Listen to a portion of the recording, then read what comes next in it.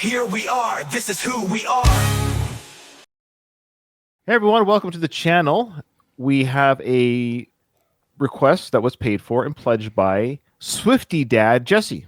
So Swiftie Dad Jesse, he was like, you guys have yet to finish the anthology, and he ponied up and provided the last 6 songs for us. So this is song 3 from the final 6 that we're doing, Nathan. This one is called, you ready? Thank You, aIMee. Now, I'm going to give you a little bit of context before we get into lyrics. Every now and then I do research, especially when it comes to Taylor Swift songs, because there's such lore and background to her lyrics that I wanted to get some of the stuff right before we listen to the lyrics. I haven't read the lyrics yet, but I got what is this song that in reference to, like the title, some of the history, and I'm glad I did. So the titleization, is that what you call the capitalization of the song on her album, is interesting. The song's name is Thank You, aIMee. The K-I-M in Thank You, aIMee. So the K, the letter K, the letter I, and the letter M are all capitalized, and everything else is lowercase. It spells what? K-I-M? Yeah. Kim. Yes. Okay. Do you know which Kim she might be referring to? Kim Kardashian. Oh. Later, she did a live version of this, and she capitalized the letters Y and E in that song. Oh. Yay. Kanye.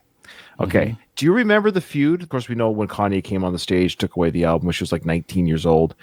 But then he made that famous line in one of his songs where he talked about how I made that B word famous, and she said I could have sex with her. She called him, and that's said, right. And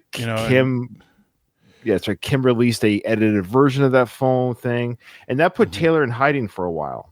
Not hiding, but so she went off social media, took a break from it all. She's like, holy crap, everything I'm saying and doing is being misused and edited. And yeah, there was a big backlash for that. There was a big hashtag trend called, remember, Taylor Swift is a snake, trended for a while there. And that's why she did that snake imagery. Yeah. Okay. So we're all caught up. I know I actually forgotten about all how that tied together. So I did quick research on this. So now that we know this is what the song could be about, let's listen and watch the lyrics to the song. I thought that was an important background for that. Okay. Thanks for doing that. Yeah. No worries.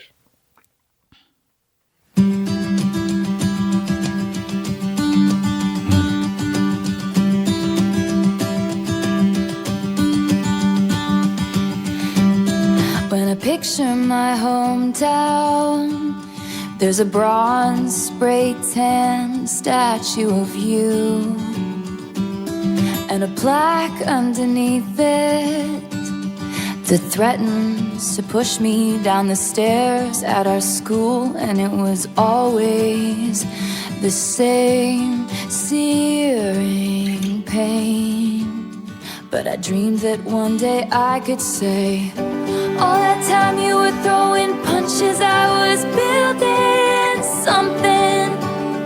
And I can't forgive the way you made me feel. Screamed fuck you, aIMee, to the night sky as the blood was gushing. But I can't forget the way you made me heal.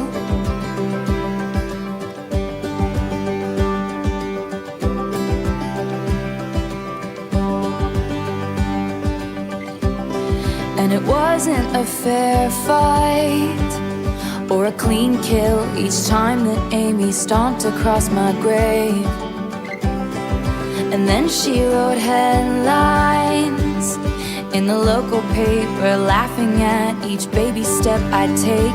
And it was always the same searing pain, but I prayed that one day I could say, all that time you were throwing punches, I was building something. And I couldn't wait to show you it was real. Scream fuck you, aIMee, to the night sky as the blood was gushing. But I can't forget the way you made me heal. Everyone knows that my mother is a saintly woman, but she used to say she wished that she were dead. I push each boulder up the hill. Your words are still just ringing in my head, ringing in my head. I wrote 1,000 songs that you find uncool.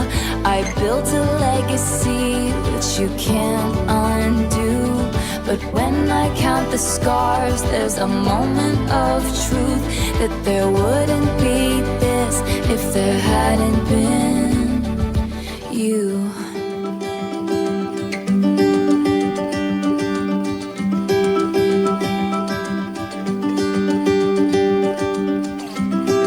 And maybe you've reframed it, and in your mind you never beat my spirit black and blue. I don't think you've changed much, and so I changed your name and any real defining clues. And one day your kid comes home singing a song that only us two is gonna know is about you. Cause all that time you were throwing punches, it was all for nothing. And my town, it looks so small from way up here. Screams thank you, aIMee, to the night sky, and the stars are stunning. Cause I can't forget the way you made me feel.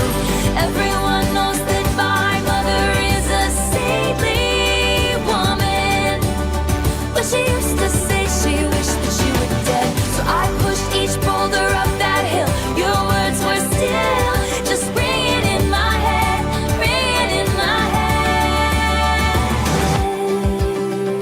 Thank you, aIMee. Thank you, aIMee.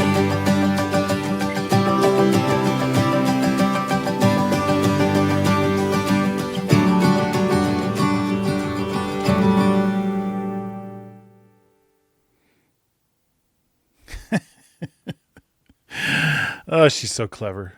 Yeah. I'm speaking as a Taylor fan, sticking up for her, meaning she said it better than I could have in art form. And what I find fascinating and exposes Kim a little bit here, we've all said it before, like, why is Kim famous? She's famous for being famous. There's arguments, of course, of how she got famous, with the tape and all the other stuff. I get it. But the fact that she remains even remotely famous with no discernible artistic talent is beyond me. Mm-hmm. Now, she could be good at business. Okay, fine. She has clothing, makeup, jewelry, fine, whatever. Fine. That's one thing. Okay, good for her. She's a businesswoman. Okay. But businesswoman aside, there's a lot of people that own businesses and companies, but I don't know who they are. I don't know who owns think of whatever fame.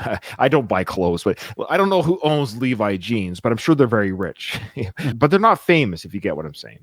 Yeah. What I love that Taylor has done is she's really kind of clapped back at Kim very hard in that she has created art at the top of her game, saying almost, I dare you to respond in kind. What clever thing could you and your lawyers possibly come up with that would be even remotely talented? Because obviously she doesn't say Kim throughout the whole thing. That's what's amazing about this whole thing. She goes, thank you, aIMee.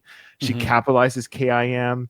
It's all there. It's all there in the clues, and she's not hiding. And she's not worried about slander or anything. I'm not saying this very well. See, this is why she's Taylor and I'm just Ryan. I'm not expressing very well how proud I am, I guess, of Taylor for she has every right to fight back. She was lied to. She was lied about by these people. If Kim and Kanye just left well enough alone or were just friendly, the song would never have been made. And that's what she's saying. While you were out throwing punches, trying to destroy things, I was building and creating. And here you go. Here's my gift to you. Thank you for starting this whole drama. Now, here you go. You started this drama, and now here's a song dedicated to the drama. And I'm fine. I'm happy.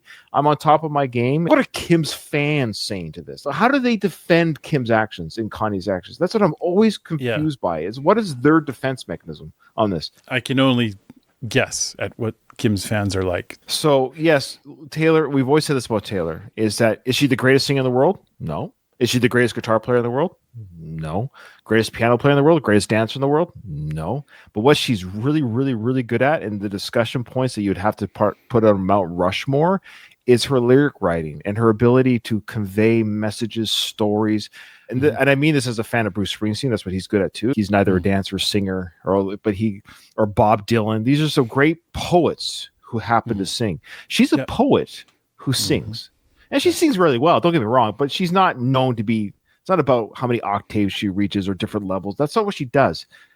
She just sings her poetry. Not just that, it's actually a really good composition. I really like the compositions. I think this is my top, if not top 2, it's definitely the top 3 discussion for side 2. Yeah, easily. Yeah, we've definitely come into what we like about Taylor Swift. And this kind of song is, for me, the type of song I like from Taylor the most, where it's got a story, there's a story behind it, the message there, and the way of getting it across.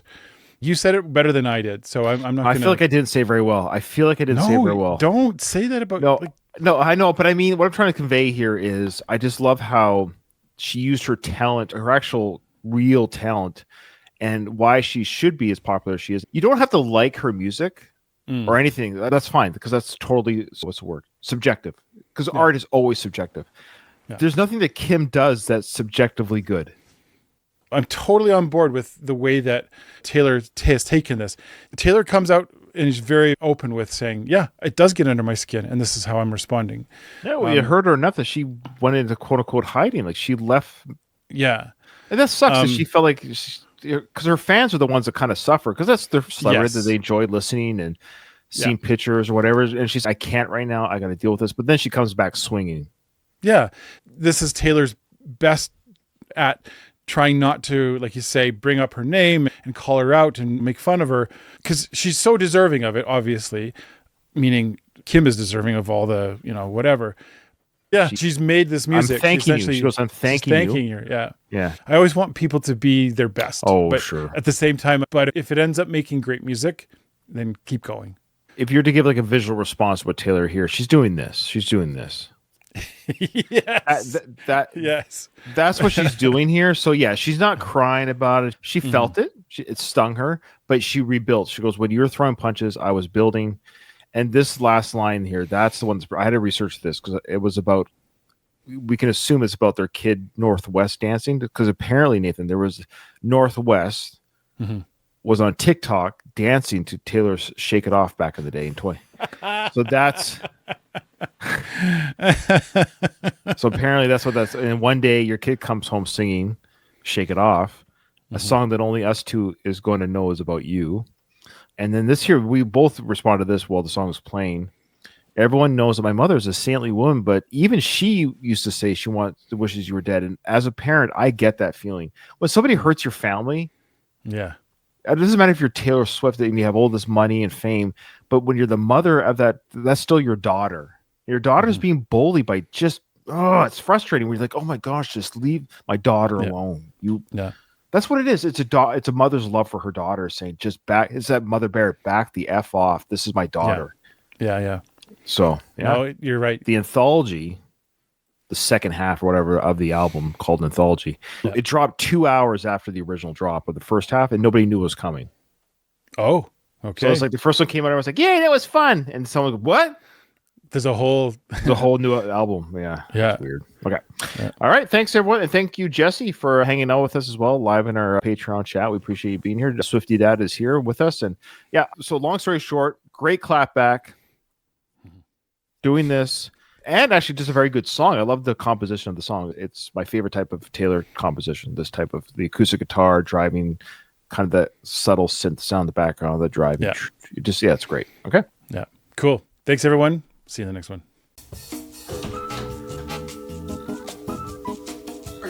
Are you still here?